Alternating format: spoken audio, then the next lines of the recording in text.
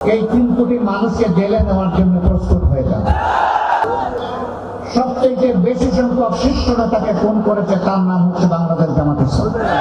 অনেক আদর্শের কথা আপনারা শুনেছেন। আওয়ামী লীগ ক্ষমতায় আসার পর 2024 সালের 5ই আগস্ট পর্যন্ত যেই দলের সবচেয়ে বেশি সংখ্যক শীর্ষ নেতাকে খুন করেছে, তার নাম হচ্ছে বাংলাদেশ জামাত ইসলাম। এক এক করে 10 জনকে খুন করেছে, আর আল্লাহ একজনকে বাঁচিয়ে রেখেছেন। তিনি হচ্ছেন আমাদের ভাই এটিএম আজহারুল ইসলাম।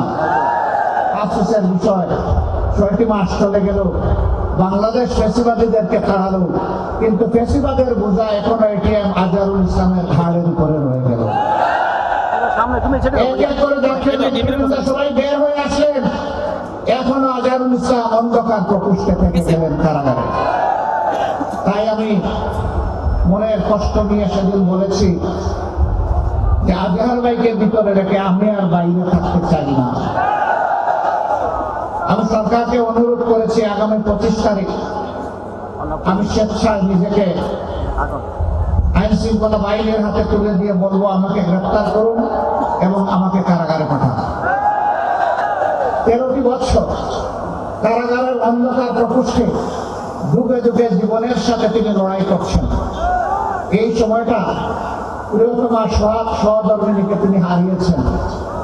এই সময়টা তার পরিবার ছিন্ন ভিন্ন হয়ে গিয়েছে।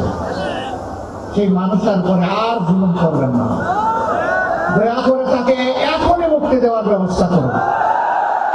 যদি মুক্তি না দেন, বাংলাদেশ জামাতে ইসলামীকে সরাসরি ভাবে আক্রমণ করতে এই দেশের 3 কোটি প্রাপ্তবয়স্ক মানুষ সমর্থন করে এই 3 কোটি মানুষকে জেলে নেওয়ার জন্য প্রস্তুত হয়ে যান।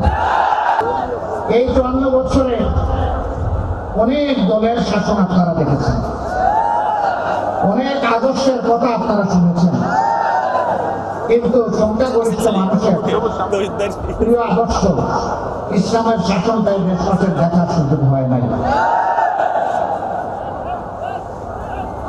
জানি না এইটুকু হায়াত পাবো কিনা। মহান আল্লাহর কাছে ভিক্ষা চাই, হে আল্লাহ, এতগুলো মানুষকে যখন তুমি দৌলতে ইমান দান করেছ, মেহরবানি করে সেই ইমানের সোর্স কোরআনকে বাংলাদেশের শাসন ক্ষমতায় তুমি বসায় দাও। ইসলামী দেশ হলে এদেশের শাসকেরা সেই অধিকার আমাদের মায়েদের হাতে তুলে দিবেন ইনশাআল্লাহ। বাড়তি 2টা জিনিস তারা ভোগ করবেন, এখন যে 2টার কোনটাই নাই।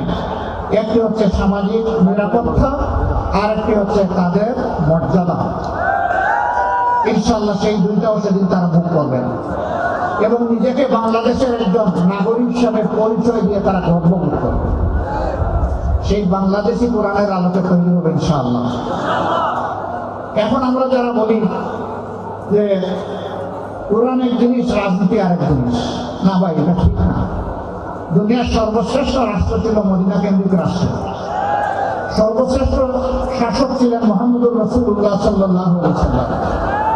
তিনি একটা আদর্শের ভিত্তিতে শাসন করেছেন। সেই আদর্শটা কি?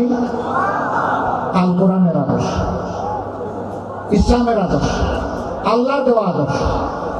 তাহলে তিনি যে আদর্শে দেশ শাসন করার কারণে একটি জাহিলি সমাজ পরিবর্তন হয়ে সোনালী সমাজ হয়ে গেল, সেই আদর্শকে যদি আমরা আবার আমাদের সমাজে গ্রহণ করে নিই, তাহলে বাংলাদেশের এই সমাজও ইনশাআল্লাহ সোনালী সমাজে পরিণত হবে।